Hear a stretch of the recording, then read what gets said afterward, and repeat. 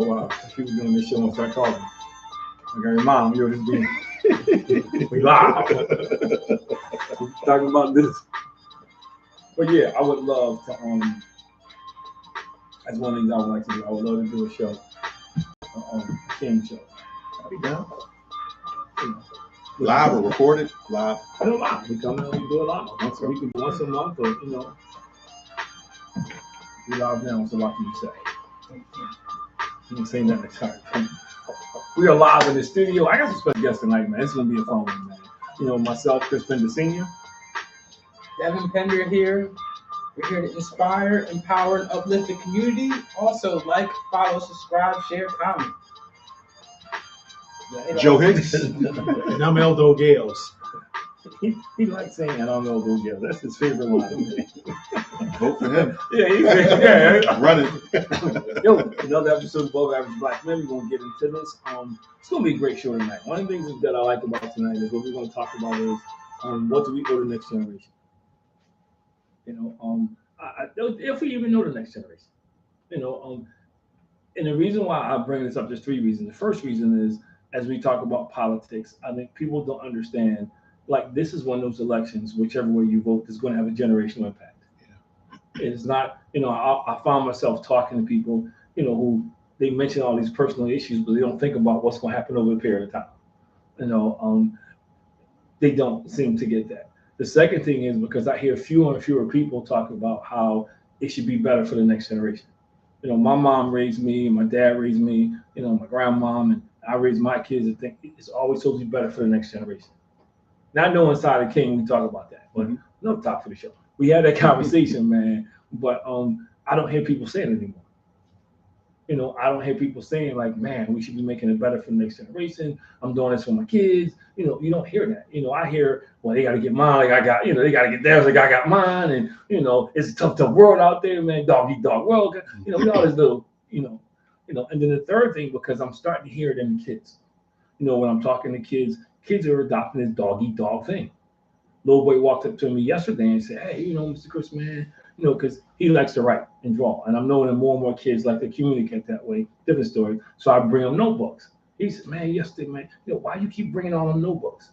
You spending all your money, you giving them all your stuff, man. You should be giving it to me. And I'm like, dude, I bring you a notebook every week. But you laugh, but that's the generation that's coming up, man. Yeah. It's scary. Yeah. That I hear a lot of kids with that mentality. Like, no, you don't understand. It's all about me. So I guess that's the question, and we can go in any order. It's a two-part question. What do you think we owe the next generation? Or do you think we owe the next generation anything? So I would start out first by, we've got to identify which next generation we're talking about, because if you look at it, you start with the greatest generation, then the boomers, and then on down. Now we're already up to Generation Alpha. So those are the youngest, but the ones that are probably the Z and the Y, the ones who come right behind us. So the ones behind us are millennials. What are we leaving behind? And you want to go back to that, we can, but I just think, it's kind of hard to start skipping over because we kind of got here by skipping over.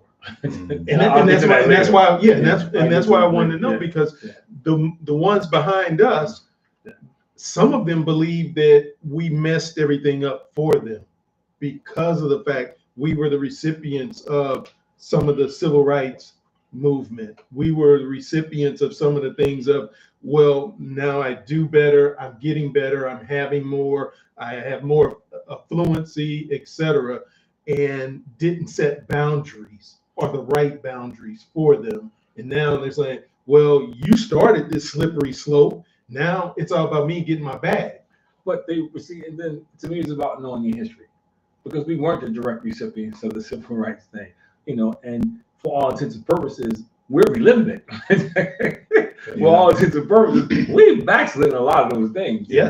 And it's some due to us, but a lot of it's due to them because of the images they portray, the things they do publicly that people see that justify them doing some of the things they do as far as passing legislation, taking stuff back, and doing things. So it's nice to point fingers, but I think, again, it goes back to how well do we know our history. But that still takes me back to, do we owe them anything? Or what do we owe? I think as a millennial, I think that there is a bit of accountability that you have to take for yourself, right? You can't take for granted. You can't take for granted that somebody's just necessarily going to drop some gems on you or whatever the case may be, right? To your point right now, a lot of what has been fought for is being rescinded. People are reneging and going back on their word, right? So that also is going to help to perpetuate like whatever that narrative is where I got to get it for myself, right? Like the same systems that were in place for your generation, they haven't necessarily worked as intended for my generation, right? When we look at the school system, the education system, when we look at just a lot of just the structures that were put in place to really help folks, they're either broken or we've seen them in place for so long now where the dirt is coming up from under the rug and you can't just sweep it. So once you start seeing some of that, it also makes you feel like you have to be a little more self-sufficient. Now, to that point, we all stand on each other's shoulders, right? So you should take the time. But I think that as a younger generation, right, and even younger than me, you can't necessarily just take that for granted and just assume that folks are going to do that. You got to have some accountability yourself. You got to have skin in the game. All right, go ahead. Anybody else? No. So I think it is interesting, especially that you brought up education. I feel like, especially for younger people nowadays, there's not that much emphasis on, getting an extended education, talking about going to college or community college or anything like that. I got this statistic here from explodingtopics.com. It says less than half the Gen Z teens, that's 49%, say they would like to attend college full-time after high school. It raises to 74% when you include those who want to attend college part-time. But that's still 11% points under what it did for millennials. So I feel like there's not much of an emphasis when it comes to education. People don't want to. They think college is like not like a burden, but it's a lot of money to be spent. So I feel like, at least for the younger generation, there's not an emphasis on going to get, that extended education. Where I remember I didn't even want to go to college at first, and my dad pretty much had to force me to do it. And looking back on it, I think that's one of the best things that ever happened in my life. So I feel like in terms of that, education is a thing that's fallen short as well too. Nothing for you. I just said, hey, 2 years, you out of here, bro. 2 years at the graduate from somewhere, high school, college, wherever you want to make it. Same thing my dad did to me. No, but I just think, I think we do owe them. I do. I think, we owe them in a sense of, give them the best opportunity to succeed. Not as far as giving them something. We owe it to them, speaking to what you were talking about, to leave a good, healthy educational system back, the opportunity to get an education. They may choose or may not choose. And I'm not just talking about post-education, I'm talking about from K to 12. Yeah. We do. We owe it to get as many of that stuff back as we can back, so they don't have to fight those same battles. I think we owe it to them that we do pave the way for some of the things that's coming up, to be able to get in different occupations, to be able to move around and do different things, to not see yourself a certain way. I don't think we owe them anything monetarily. I don't. But I think this is where it gets a slippery slope, because you can't have that and be selfish. And I think we have people now who look out for themselves. It's about me, or me and mine, as they want to put it, but it ain't really about me and mine, because it's all about them. So I do think we lose something to all the generations you name, because we don't take that attitude. I got mine, I'm gonna keep it to myself. I'm not gonna help anybody. I'm not gonna help anybody get a job. I'm not gonna help anybody. I'm not gonna go talk to someone about about education and different things. So I think that's what's missing. That old saying, it takes a whole village to raise a child, is gone. Yeah. Well, that's the thing. Like, where's the village these days? And that's a whole nother topic. The sense of community just isn't there like it used to be back in the day. Like, I couldn't tell you everyone's name on my block right now, or even on my floor, rather. I live in a high rise, right? I know the folks across the hall. That's it. I can remember growing up where I knew the neighbors to my left, to my right, across the street, down the street. We kind of watched out for each other. That sense of community isn't there. Folks aren't engaging with each other on a personal level as much as they used to be. And I think that's also why so many folks are out to get theirs, Because opportunities started happening. We started responding to those opportunities. And most of the times they were not in our neighborhoods or in our community. So now you have those people that you knew, everyone on the block, they knew you. and they knew your parents or grandparents or whoever. So now they're being spread out, and we didn't start those communities up, or if we did, they were very limited in the new places that we were planted in.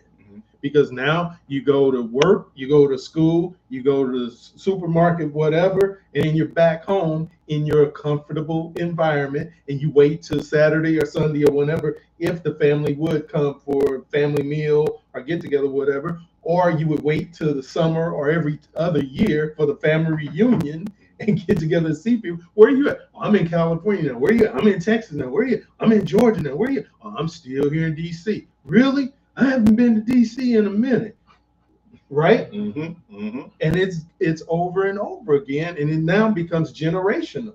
So now you have my cousins that I grew up with. We grew up together. My children, they may have seen their cousins a handful of times in their late mid-20s, early 30s, and I don't believe I'm the only one that's like that. And that's one generation. That's me and my children. So now you start talking multiple generations. Like, I didn't know we had uncle so-and-so or aunt so. Who is that? Well, this is your grandmother's sister, or this is your grandfather's brother, or this is whatever. You see them at the funeral, if you even show up for that. Yeah. I do think we have to be more intentional about giving back, There were a lot of mentors. There were programs like you don't have Boys and Girls Club. A lot of times, like the things that we need in place, like the funding isn't even there anymore, right? Like I was talking about the school system, but it's just the structures that were put in play that a lot of folks were able to benefit from. They're not there anymore, right? But are they there strategically in places that get the most clicks and the most camera views? Because if you're in a certain section of a major city, you probably still have Boys and Girls Club. You don't have them all over the city anymore like you used to, but they're going to keep them there because we've got to keep the cameras, because now we have to keep the philanthropists interested in giving and doing something for the good of the community. So you got to have that one place, whether it's here, like we got to go to Camden, or we have to go here, we have to go there. We have to have something for the cameras to show up to, Joe, right? No, that's a good point. It's a shame, but I feel like it's interesting because you brought up the Boys and Girls Club, but for me, when I was younger, PAL, the Police Athletic League, was like a real, big thing. You didn't have to go, to a certain place. There was one in Germantown, obviously, but it was all over the city. And it's interesting because I feel like I don't see as many programs like that nowadays anymore. And I feel like that's something that should come back because, like you said, that brings a real sense of community. You get to see the leadership from Black men that they look like you and different things like that. So that's something else that definitely needs to come back as well. So before you brought up about the whole issue of the value of higher education or education beyond the 12th grade level of stuff, is it that people are doing an informal analysis of it and say, wow, cost benefit, it outweighs what I'm going to get. I don't need this because I need instant money. I need instant gratification. And if I do this for 4 years, now I'm saddled with this high expense.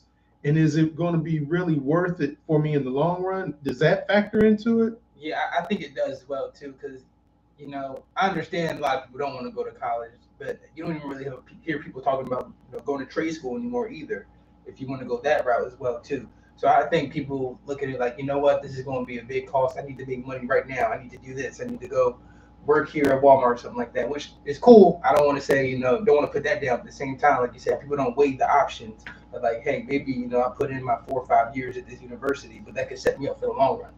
So I'm sorry, Joe. So another thing, and I'm not trying to be facetious, but is everybody thinking they're waiting for a record deal or a Netflix special? There's a rise in YouTube streamers and, like you said, rappers and anything like that, where people don't realize, you can make a lot of money. I have a friend that's a videographer, and he's doing pretty well for himself. People don't want to go that route. They want to be in front of the camera. Like you said, the instant gratification of, I can make a song here, I can make a hit song there. Like you said, they don't really weigh their options, I would say. But I think that's part of the issue also, right? Which is also why it's important for us to give back, because folks don't even know what the options are. Right. And So for so long or whatever, like in order to be successful, it meant, you know, either you've got some type of talent, you can sing, you can rap, you can dance, you can dribble, pass, shoot, throw, run, right? Or you're educated or whatever. But to that point, like you were saying, you know, you might graduate, you know, from a 4-year university, and now you've got all of this debt. Or they're seeing folks that are, you know, now making 6 figures, and it's not what it used to be. Also, because you got cost of living and expenses and everything going up. So now it's like these base pay, you know, salaries and everything aren't doing what you would expect them to do, you know, in today's economy. And it's like, man, what do I do? But on top of that, I don't know what my options are, right? I don't know the different types of trades that are out there. I might not have ever heard of, you know, videography or what it might be, or I never had anybody invest time in me for me to even find out what I'm good at, what I like, what my gifts are, right? And where I can actually serve and tap into like what my purpose is. So folks are really just out here trying to figure it out, right? Like you got young brothers that might have an affinity for firearms and guns, right? Which in the negative context is wrong, but there's a lot of ways where that could become a positive if you were to consider law enforcement, right? And I know you get a black eye talking about cops and everything like that, but there's a whole science behind it. Think about ballistics experts and, you know, crime scene investigation. Like there's a lot that could really go on, but if we don't know that those opportunities are out there, we're not going to go for them. You know, and to your point, Joe, if you sit and watch the credits at the end of a movie and you see all of these different jobs, I'm like, who is that and what do they really do? And how did this person even get hooked up to get this job? Yeah. But one thing I find, because, you know, I do my parenting workshop, I just got finished talking about this. And we have to change our mindset. That's all great. But there's a piece between success and getting there that you have to navigate successfully. If you can't navigate that, you're never going to get there. So I get it. You want the big record deal. I get it. You want to do all this stuff. But I tell people all the time, you know, in the meantime, you're going to feed your family. Yeah. You know, in the meantime, you know, you have to maintain a certain lifestyle. You know, those things don't happen because you desire to do it. And this is and that's what's missing from this generation. I think we're not passing on. We're passing on the results. Like everybody go to college is not going to get this job making 6 figures. That's the reality of it all. That's not what we're telling them. But go to college, get your education. You know, to me, you had to figure out, you know, well, my kids, if you want to compete successfully at what you want to do, you need that.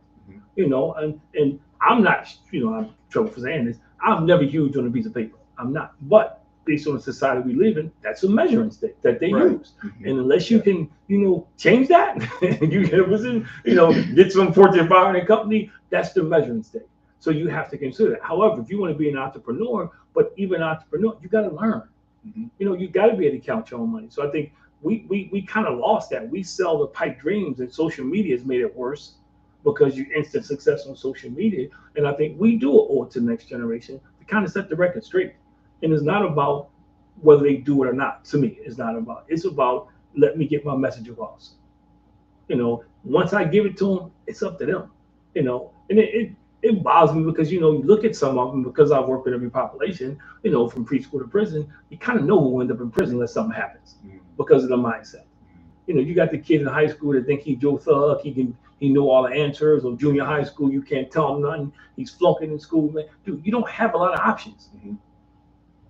You know, and in this world, to be tough, you got to really be tough to make it. You can't walk out there just because you got your pants hanging down and some, you know, no, you got to be willing to do things that other people are not willing to do. And so, I mean, that's the problem. We don't share, and I think we don't share for various reasons because they're not going to listen. How many times have I heard that? Yeah. You know, or you know, what am I going to say? You know, just your story. So I think that's the stuff I think we owe that we don't, and you know, and I give everybody equally. So people get on me tomorrow. I'll get text messages. You know, I think because of my faith, the church is really dropping the ball because we don't.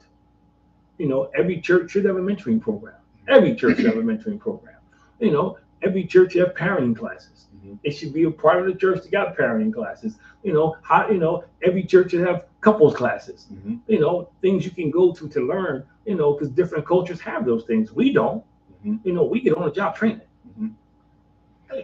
That's why I go back and I say, like, a lot of the systems, they failed us church, Yeah. schools, etc. Right? Because even still, man, like how many folks are really graduating high school or really just have like the life skills that it takes in order for them, not even just to be successful, just to live. Like folks don't know how to balance a checkbook. Folks don't know how to even plan, right? Like what we're talking about is basic planning, right? How do I say that I have this goal, and how do I identify like the action steps to get from like where I am right now to this goal? And where do I learn that? Especially if my parents don't know, right? And if I don't have anybody around me that I can tap into, if I don't have an uncle, if I don't have, that mentor, that coach, right? Somebody that I can look up to, I'm really just going to try to figure it out. And if the only person that I see is somebody who's influencing me in a negative way, that's where I'm going to lean in. That's where I'm going to try to be Joe Thug, because I see Joe Thug. Joe Thug's got the popularity, he's got the girls, right? And that's the wrong influence.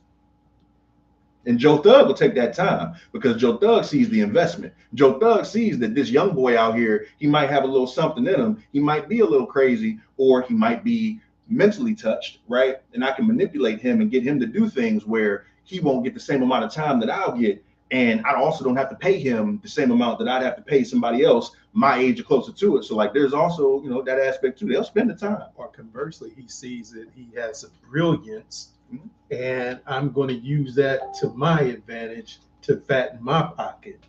So I see something in Lil Shorty, but I'm going to manipulate it and I'm going to use it to my good. Because why are you going to sit in that classroom and be bored?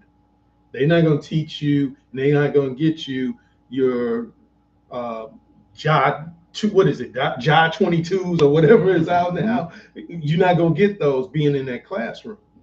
And speaking of the classroom, I think there was a shift and change in public school curriculum, and the focus of now we have to get this testing done. We're not worried about if the child is literate and can comprehend. All you need to do is take a test, and then we take these tests. Now we keep our funding. If we don't pass these tests and don't have a certain level, now we become one of these school districts or one of these not niche schools that USA and others will rank. So we don't want to be in the bottom of the ranking. We want to be up towards the top. How do you do that? In a system where it's based upon, a lot of states have it based upon real estate property tax. So if you pay higher property taxes, you're supposed to have a better school district. That's not always the case. It's based upon who's there at the school board, who's being elected to the school board, who's there, who's showing up to the polls, who's in the PTO or PTA meetings. Those ones that are coming in raising the most hell or having the most people who are in their coalition with them usually get the things done. And it's sometimes unfortunate, it's not people that look like me or you, brother. Because part of that community that we talked about a few minutes ago has been dispersed. But even when it is people that look like us, I think the value is lost. I think we have not done a good job passing down the value of education. We've allowed people to spread the misnomer of you don't have to go to college, you don't have to be educated. So everybody thinks they can be an entrepreneur. Everybody's not cut out to be an entrepreneur. They're not. And I think people think I can do this. Like if you want to be a videographer, like you said, but you suck at taking pictures. No, I'm being honest. Your thumb is in the way, your fingers in the way. People got big heads, or you just, you uncovering people's blemishes. But just because you have a camera. And so I think that's the problem. Instead of somebody saying, no matter what you want to do, there's a certain skill set to go with it, or your customer service skills are terrible. So those are other things I think we don't pass down. Yeah, I want to be an entrepreneur because somebody told me to be an entrepreneur. Yeah, but okay, what's your plan? How are you going to find to them? What's going to separate you from the other 10,000 people that's trying to be a YouTuber or that's trying to be an influencer? And I think that's where we come in, where we have to start to share that with them, whether they listen or not. I think it's our obligation to share that. And just because you can make mac and cheese doesn't mean you're supposed to open up a mac and cheese business. Well, I go one further. Just because you put tomato on a grilled cheese sandwich don't make you a chef. True. But those are the things that I think are not being passed down. I remember my father talking to me, and when you get older, you realize they weren't just stories, but he was constantly talking to me about things, about life. And my kids, I probably bored them to death, having those conversations, man, because, this thing called life is real, and there are no shortcuts in life. And there's no do-overs. There's temporary moments of success, but if you don't find something sustainable, there's very temporary moments of success. And I think that's what we're dealing with because these kids don't get it.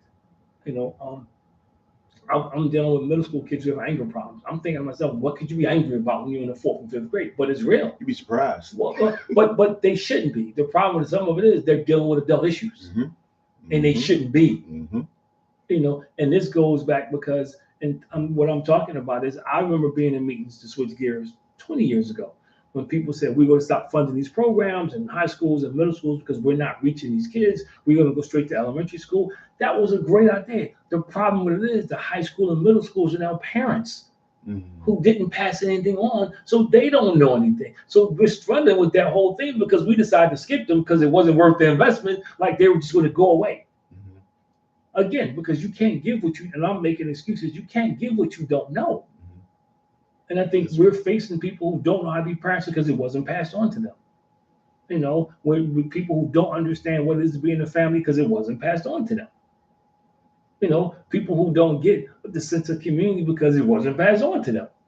And the media has raised a lot of our kids. When Michael Jordan came out with Just Do It, everybody loved it, but I hated it because it promoted this sense of individualism. Just do it. No, not just do it. You got to think about it. They ain't just do it. When you might, you can say just do it because every person thinks you buy, he getting richer and richer. But that became, and I heard so many people living like that, man. Just do it. Just do it. Just do it. And that became this thing where it was real. There wasn't no thought process behind it. And I know at the time somebody thought it was cute. But again, who bought all the sneakers and what community? So who was mostly impacted by it? What community? So you got a whole generation, just like they blame the 60s with the hippies. The hippies was, and history has a way of repeating itself if you don't know your history. So that's what we're seeing. We're seeing a generation of people who pass stuff on, like our forefathers did. So you had Harlem, you had the prosperity cities popping up, little towns, Rosewood, places like that. When it stopped getting passed on, you ended up with North Philly, you ended up with West Philly, you ended up with all these neighborhoods where it stopped being passed on. And again, I'm not making excuses, but you can't give what you don't know. And I think whether it's spiritually, whether it's business-wise, whether it's, professional, however you want to slice it, the minute you stop passing on information, it becomes stagnant. And whenever something becomes stagnant, it fails to grow. I think that's one thing that folks need to learn, though, right? Because nobody is going to be omniscient. You're not going to know it all, right? And it doesn't take somebody to have to know it all. All you got to do is just show somebody what you know, right? It doesn't take a lot of time. All it takes is a little effort, right? Be intentional. If you are a great chef, or if you have family recipes, or if you know how to edit pictures, or whatever that case may be, whatever it is, or even if you are a great athlete and it's really about work ethic, and you could take somebody who has enough discipline, right, and then turn that into a skill that they learn over time. That's all you have to do is just show somebody what you know. Everybody teach somebody something, right? And I think that way we would all be able to benefit collectively. If everybody did that, we'd be all right. And the other thing, what about telling them the truth? Because not everyone is going to be at the top of the heap. It's okay to be right in the middle of the road if you're honestly doing it and you're giving your all and giving your best. This is who I am. This is what I can produce. This is what I'm capable of. Yeah. And there might be someone who is able to do something faster, stronger, better than me. And that doesn't make them a better person than me. That just means they're able to accomplish that. And sometimes we have to be brutally honest with folks and saying, I'm not quite sure why or what or how, but here's where we are. And this is how I can help you to be the best you that you're capable of being. And if you happen to leap beyond that, oh man, we're doing high fives and doing cartwheels for that. But it's okay to be, I'm good. I'm level. I'm all right. Yeah. I'm not Jordan. I'm not LeBron. Yeah. Somebody got to be Scotty. Yes. Yeah. It's interesting you say that because I feel like, especially today, every kid thinks they're going to the NBA or the NFL, and it's interesting that you don't hear kids say, "Oh, I'm gonna play this sport, so maybe I can get a free education." And I just think that's interesting that people don't want to ever go that route anymore. So when you said that, that just made me think of that. I'm sorry. No, that's Well, but again, why? Because it's instant gratification. Yeah. Because nobody's sitting down and talking to these kids, explaining to them for everyone that makes it, there's thousands who don't make it. Nobody's saying, well, it's not just about your talent, unless you're LeBron James or Kobe Bryant or somebody or Steph Curry. It's about being seen at the right time by the right people. But these are the conversations that, because you got AAU coaches, they're not saying it because they're trying to fill AAU teams and they're getting paid by colleges. Parents aren't saying it because that's their retirement fund. If Eldo makes it, I'm set for life. Not that if he don't make it, he may be homeless and everything else. And that's a dark picture. They ain't saying that part of it. Well, he gonna be living in my basement, driving my car to go on dates. They don't talk about that. They don't talk about that part because, to Devin's point, that's become the American dream for so many people. Because again, we're not passing down that, and I love what you said earlier because I wholeheartedly believe this. We're not telling these kids that, hey, be a sports agent, work behind the scenes, work in a marketing office down there, be a publicist. We're not telling kids that. Kids, why? Because they think they just got to be out front, be a cameraman. People work behind cameras like 60, 70 years, man. You see them retire from the NFL, man. They look like they're 100 years old, man. They've been back there when Jim Bunny, those guys was running around, man. I saw Chuck Berry play, And if you don't like what the news stories are, be the news producers, because those are the ones that are telling the anchors. But you can't be what you don't know. Right. Who goes into a school and says, man, I go back when I was growing up. I remember this dude came to our school, man.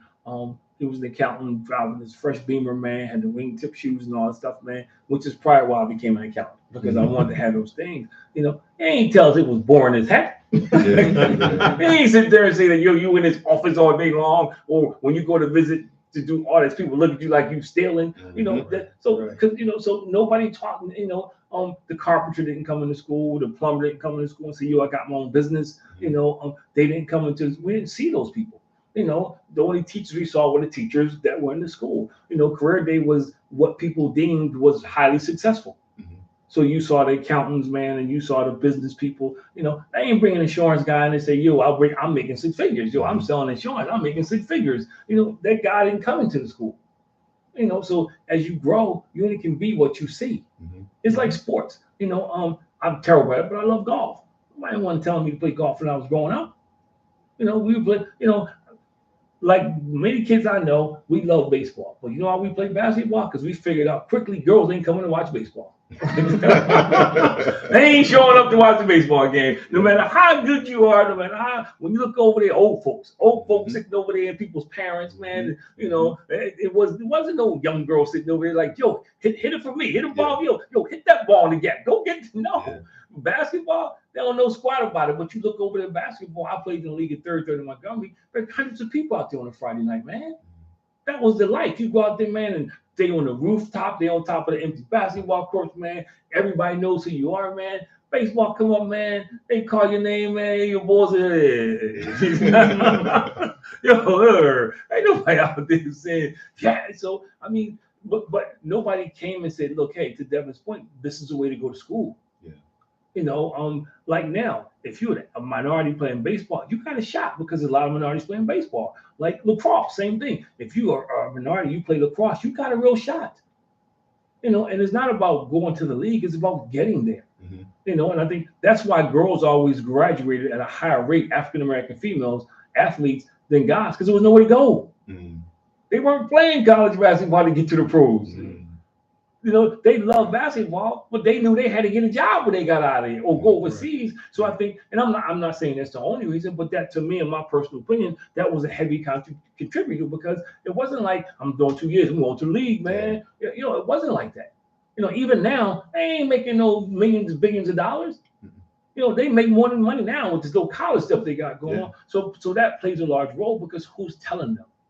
Who's sitting there telling these guys as athletes, I don't have a problem with To me, every athlete, and this is a whole nother tangent, should be made to work a minimum wage job while they're in college, because they need to get a feel what the real world is like. They need to understand that, it's a privilege to play professional sports. You need to appreciate it. You're not out here making $7.25 an hour. They need to understand that. And again, because nobody's telling them, because they got money. Who wants to be the guy that's having a risk getting cut off? Yeah. You making millions of dollars. Can you imagine? And I had this conversation last week with somebody because they were talking foolishness. Man, I would be responsible. Let me tell you something, man. When I was 18 years old or 17 years old, a freshman in college, and somebody gave me $40 million, I'd have been dumping in a bag of rocks. Because your parents can't tell you what to do now. I mean, you can listen to the counsel you, but you're growing with $40 million. Mm-hmm. You got your own bank account. You control all that. So unless you have a group of friends, which in most cases you don't, because most friends don't want to be cut off, because nobody's going to have the courage to risk Joe cutting them off. So again, we're not passing this stuff on. You can't wait till somebody get $40 million and now you're trying to teach them character and scruples and morals. And that's the problem with NBA set up. When you got guys coming in, they drafted in the league and they meeting and professionals talking to them, man, I'm number one top 5 pick, man. You made what, a couple $100,000 when you playing? That's my signing bonus now. Yeah. I mean, it don't even got to be $40 million. I know when I was in school, they gave me a $2,500 credit card, and I maxed that thing out like it was nothing. I was fresh that first semester. You understand? So I think financial literacy is always important. But if you don't have anybody, like back to your point, you can't give somebody what you don't have. So if you don't know, there's really no way for you to pass it on, especially when you start talking about 40 million. Yeah. How many folks in life like? Well, I get my disclaimer real quick. Facebook once again has showed this for our sound, so they can't hear us. Okay. But everybody else can hear us. So YouTube, everybody else, Podbean, everybody else can hear us, man. So you are being heard, man. Well, I think Facebook determines what topics they want to hear and what they don't, man. So they hit the button on us. But anyway, but I do think, but again, you can't pass on what you don't have. Yeah. I listen to Allen Iverson now, who is so much wiser now, because nobody was telling him this stuff growing up, man.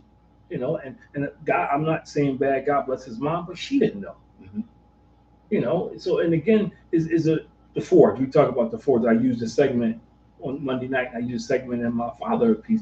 And when she says, I'm doing the best I can, but no woman can draw the man out of a boy.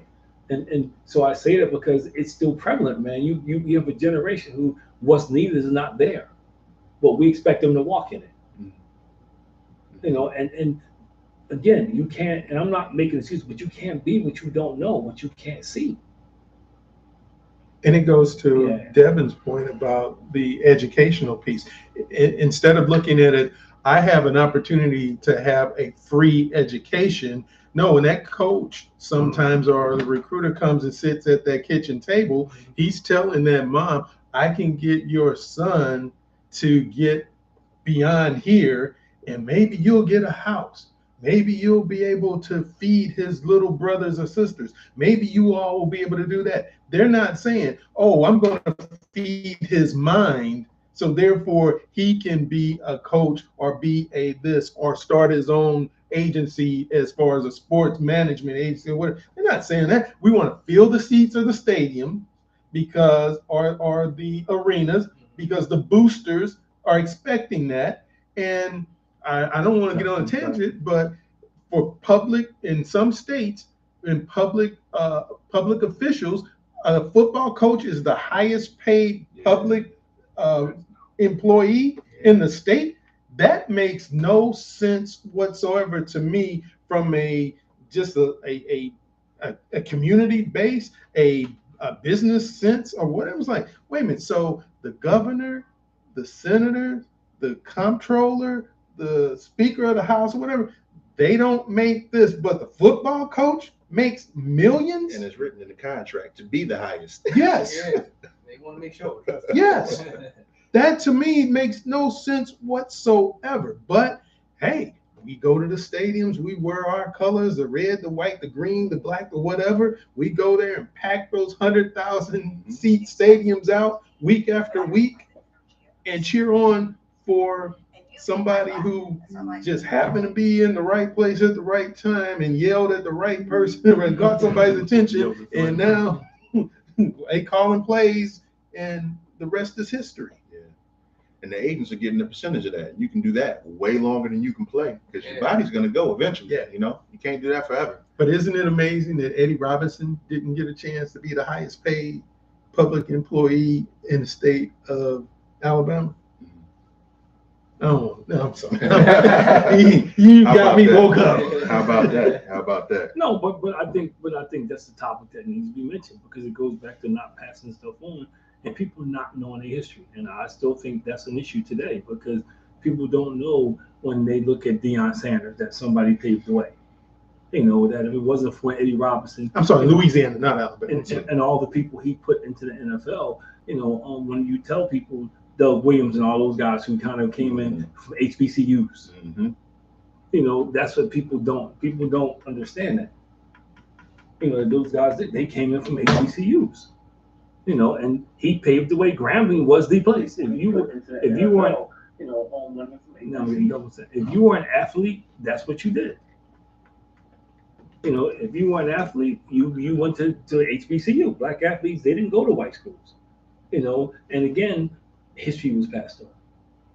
You know, now it's a whole different ball game. You know, they think Deion Sanders, man, you know, he paved the way. He didn't. Yeah. You know, they don't know about Eddie Robinson, man, or Doug Williams. And I talk about it. People take for granted, you know, about black quarterbacks in the NFL. Doug Williams won the Super Bowl, set records. You know, never got everybody else was where you going Disney. He never got a commercial. True. Dude never got a commercial. Remember that Super Bowl, everybody was like, where you going Disney? I guess black people weren't welcome to Disney then because he never got a commercial. He didn't get one commercial. And he talks about that. He never got one commercial, one endorsement. You know, and he broke records in the Super Bowl, man, destroyed them. So that's the part what you don't pass on, so people take for granted. You know, he comes from an era where people thought black quarterbacks were dumb. Yeah. And I understand, like, it's always best to learn your history when you're hearing it, you know, firsthand, right, from someone's account. But with where we at right now in the world, how much of this is also on the individual to educate themselves? Because we have the internet, we have computers, there's books. A lot of this information is really available. So I think you still also have to want to learn, because even if I take the time and give it to you, not everybody's going to be receptive. You know, some seeds going to plant and it's going to land in fertile soil. Others maybe not so much. Now, those who are sowing need to be more intentional, right? With just taking the effort to sow it all, right? However, I do think that there's an opportunity for folks to really just see what's out there. You know, it's not the same where you have to rely 100% on, you know, firsthand encounters or someone giving it to you. Like, you have to, at some point in time, you have to realize that you want better, right? You have to realize that, you know, what you're doing isn't working. You know, it's the definition of insanity. Like, you keep doing the same thing over and over again, right? And it's not working. That's the definition of insanity. Or if you're taking a look at your circumstances or how everything is going for your family, right, generationally, you have to make the decision that I'm not going to follow the same step. I'm going to break the generational curse. I'm going to do something different, right? I think sometimes there is going to be a level of accountability that also has to be given to the current generation as well. I agree. And then also that infrastructure needs to be there. And if it's not there, then a part of that, do we owe, the question that Chris asked, we owe to be able to build that or help build that infrastructure for that person to be able to do more for themselves. Yeah, absolutely. People gotta want to do it, you know. That's the thing. We live in like a microwave society, you know. A lot of people, if it's not in the 30-second clip, they're not really gonna pay attention to it like that, you know. They're not gonna open the book. Like, for instance, a lot of people don't even know the best receiver of all time went to a HBCU, you know. A lot of people don't even really realize that. So things like that, understand. You say, yeah, you gotta wanna, open a book or do the research. At the same time, like I said, a lot of people, it's not in a minute clip, or if it's not on TikTok, it's not on YouTube, it's not on Instagram, they're not checking for it. So I definitely do agree, like, people have to wake up and take the accountability of, look, I'm going to research this. I'm going to do my due diligence so, you know, I can inform myself so I can be able to help others. But this goes back to my question. How can you do diligence if you don't know what to look for? I agree with everything you said, but if you don't know where to start, you know, if all you heard was the negative side, Anybody? There's still people now repeat the narrative, and I go back to black quarterbacks. The first time Jalen Hurts, what do they say? Now he's mediocre. He can't read defenses. He just took you to a Super Bowl. Contrary, there are some terrible quarterbacks who won Super Bowls who are white, and nobody talks a word. Nobody says a word about it. There's other quarterbacks out there who are not having the great years they had earlier. Nobody's talking about the dude with the Jaguars. Nobody's talking about now he can't read defenses. But that's the first about Jalen Hurts. And there's black people repeat the narrative. He's now said he's mediocre. He's not smart. But you're not talking about the dude, the Jaguars. Nobody talked about how bad Daniel Jones was. He had the good year and everything. He got the contract. So we kind of feed the narratives too, man. We don't pass on the history of, baseball, or any sport. I think in baseball, I'm thinking Jackie Robinson. But you turn on baseball now, you don't see any blacks playing now. Most teams, they have Hispanics, and I'm not knocking it. Again, where's the history? I remember when James Earl Jones died, and people were talking about Bingo Long and the Traveling All-Stars, how they got, in the movies about baseball history. The characters and stuff in it, man. Yeah. And I forgot all about it. Average kid ain't seen that movie, man. And Napoleon Hill said, people don't know the history, do not repeat it. So that's where we are now. We're in a place where people don't know the history. So that's the issue that we deal with, man. And how do you, I don't know. How you fix that? I don't know. Whose responsibility is it to fix it? Is it the community? Is it the family? Is it the parents? Is it us? I think it's collective. This goes back to the question we just asked, though. This goes back to the question we just asked. Do we have a responsibility? We just asked the question. Remember? Well, that's the question. Do we have a responsibility? Yeah. Yeah, I would say we do. Just because what people fail to realize, we're all we really got at the end of the day. I grew up with this sense of community where I had. If my dad wasn't there, I had Mr. Dana right there teaching me stuff, had my grandparents teaching me things. So it definitely is on us to pass it down to the younger generation so they know better. One way that it's helpful to pass things down, not just passing verbal stories doon, but actually books, and actually get the child or the young person to read. You can start on that. I know, but it's a reality. If you get on a subject, I'm pretty sure whatever the subject is, you can find a book that addresses it, and it's like we're gonna read this, and I want to chop it up with you about it, talk to you about it. But I don't read. If I can't scroll and look at, we gotta do better. I work with kids, and you know what a lot of kids say to me? They want picture books. The books has too many words in it. That this is what a lot of middle school kids in elementary, that's what they K-5, that's what they tell you. There's too many words in that book. It's Chris, nah. I had a girl tell me today, I want to keep reaching in the third grade in the reading program. I want to keep reading at the kindergarten level. Why? Because it's easy. So again, but what are we as parents passing along? What are we as the more educated generation passing along? What are we teaching our kids? And not just our kids. What kind of role models? Like politics are terrible right now. Any kid watching politics trying to learn about the political system right now is in for a rude awakening, man. Yeah. All they do, both sides, is talk about each other. Yeah. Right.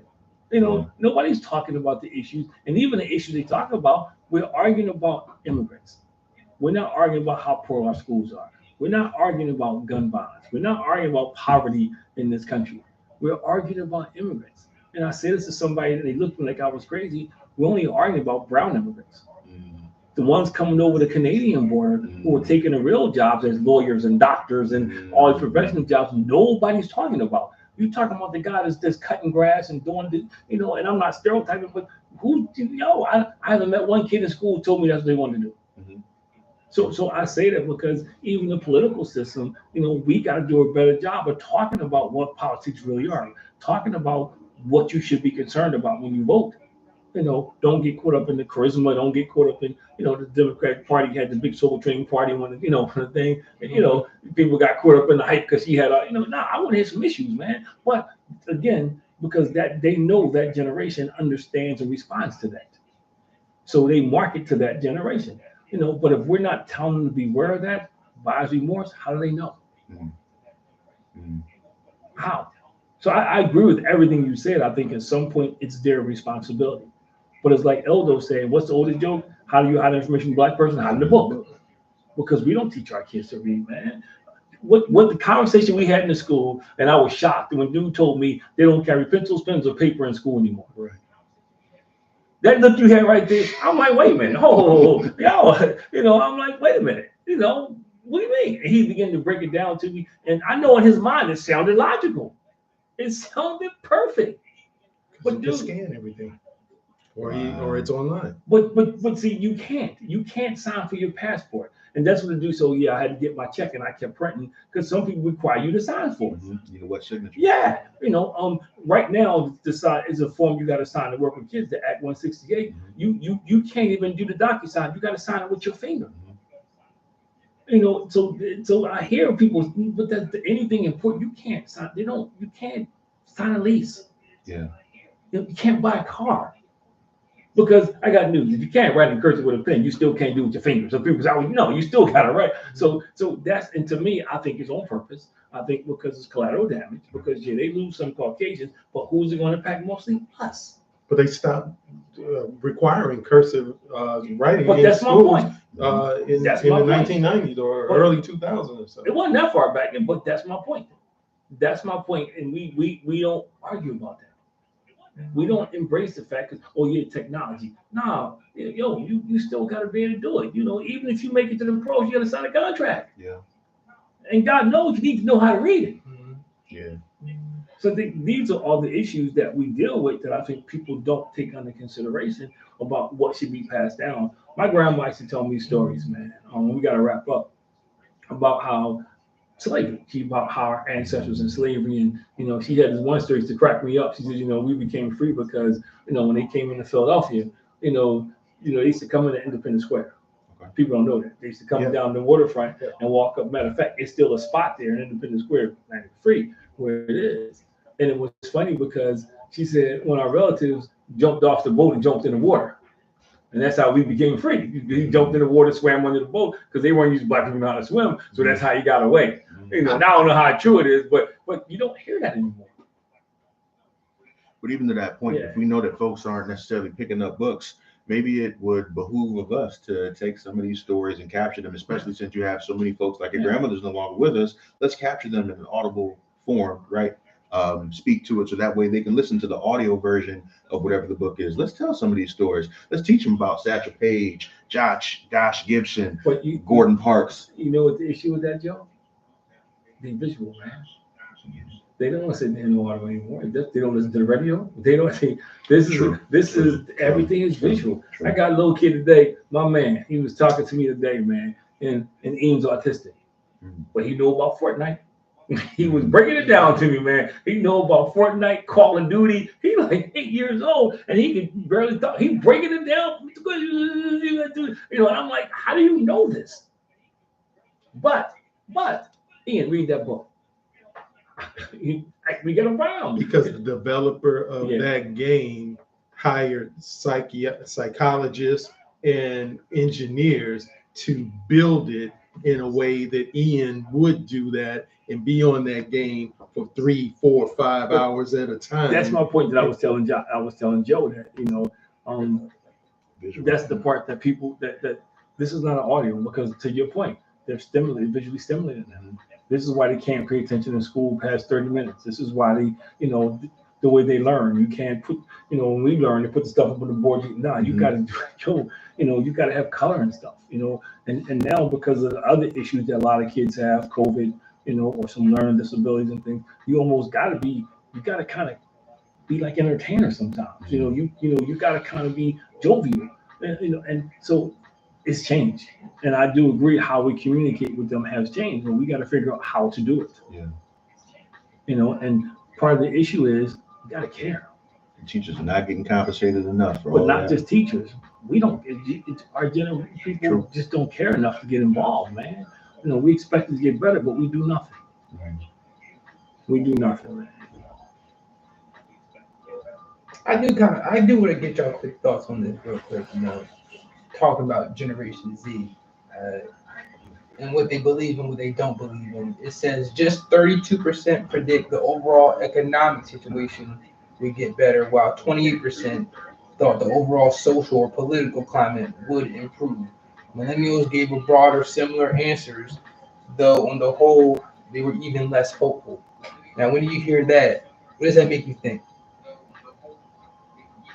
We've got our work cut out for us. And I mean very serious. If people in that age group have that dire view of what the future and what it could be, we've got our work cut out for us because they're the ones that have grown up on this technology and working in it, living in it, learning in it. And if they don't believe that the only thing is good is for me to know Fortnite, we're in a world of hurt. Well, I know you got to go, man. So I know we just got to cut the short because I know I don't want you to be late. Appreciate that. Picking her up or getting rid of that dog. Both. I don't mean get rid of the dog. Let me say that. I mean relinquishing the dog. I said get rid of the dog. You can't say that now. Yeah. But another great episode of Above Average Black Men. Hey, got to tune us next week. Thank you, Joe. Thank you, Eljo. Glad to have you guys on. Appreciate it. Thank you. Shut that down for me.